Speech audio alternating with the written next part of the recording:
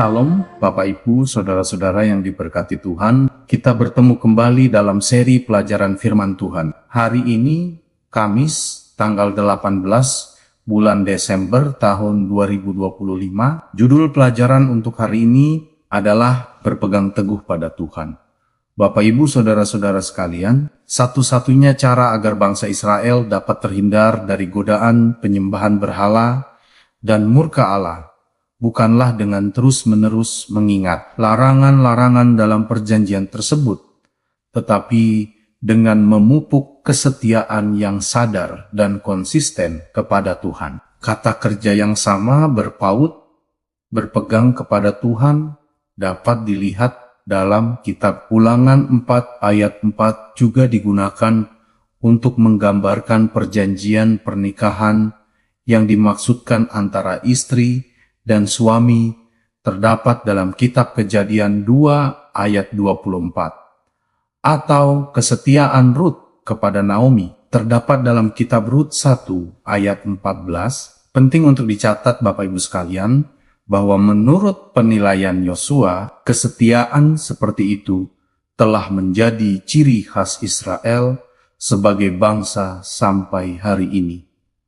Sayangnya saudara-saudara, pernyataan yang sama tidak berlaku untuk periode-periode selanjutnya dalam sejarah Israel, seperti yang ditunjukkan oleh kitab Hakim-Hakim.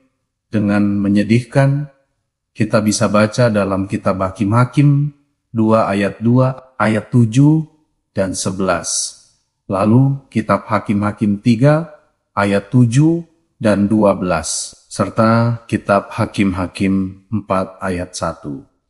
Bapak Ibu sekalian, Yosua mengimbau bangsa Israel untuk mengasihi Tuhan, Allah mereka.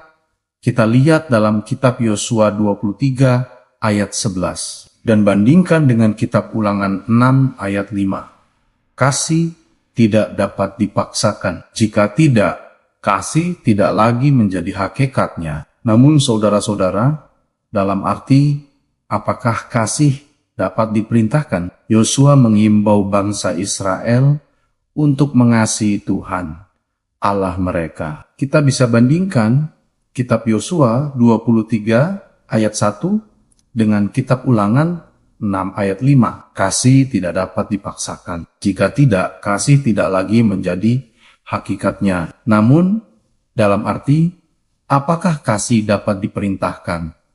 Saudara-saudara sekalian, agar Israel dapat terus menikmati berkat-berkat perjanjian, mereka harus tetap setia kepada Allah. Bahasa Ibrani sangat tegas. Berhati-hatilah demi jiwamu sendiri. Kata Ahabah, kasih dapat merujuk kepada berbagai macam kasih sayang manusia, termasuk keterikatan persahabatan, keintiman seksual, kelembutan keibuan, cinta romantis, dan kesetiaan kepada Allah. Jika kita memahami kasih kepada Allah sebagai komitmen dan pengabdian yang disadari kepadanya, maka kasih itu dapat diperintahkan tanpa melanggar hakikat yang sebenarnya. Kita bisa bandingkan dengan kitab Yohanes 13 ayat 34. Allah selalu bermaksud agar ketaatan pada perintah-perintahnya muncul dari hubungan pribadi dengannya.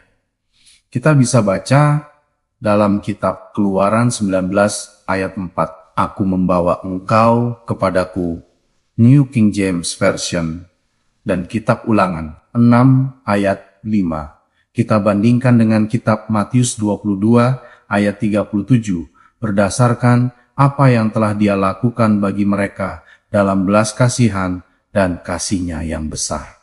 Bapak Ibu sekalian, perintah untuk mengasihi Allah juga mengungkapkan sifat kasih ilahi yang timbal balik tetapi tidak simetris. Allah ingin masuk ke dalam sebuah hubungan pribadi yang intim dengan setiap orang yang membalas kasih-Nya. Dengan demikian, kasih-Nya yang universal kepada semua orang merupakan kerangka kerja bagi perwujudan kasih timbal balik yang bersifat sukarela.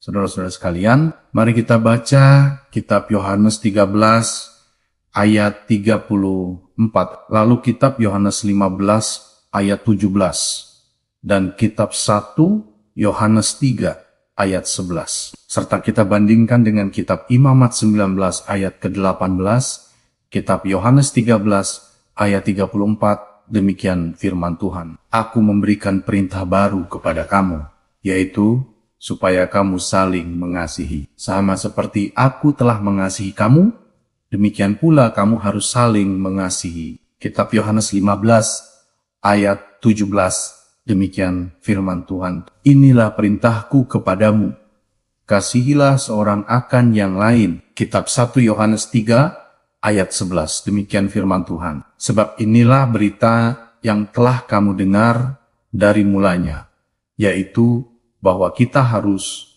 saling mengasihi. Ayat-ayat tersebut kita bandingkan dengan kitab Imamat 19 ayat 18. Demikian firman Tuhan. Janganlah engkau menuntut balas, dan janganlah menaruh dendam terhadap orang-orang sebangsamu, melainkan kasihilah sesamamu manusia seperti dirimu sendiri. Akulah Tuhan.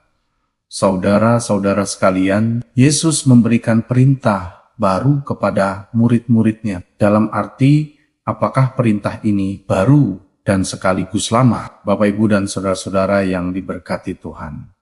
Sampai di sini pelajaran firman Tuhan untuk hari ini. Terima kasih sudah turut belajar bersama-sama dengan kami. Sampai bertemu kembali pada pelajaran-pelajaran berikutnya. Tuhan memberkati kita semuanya. Amin.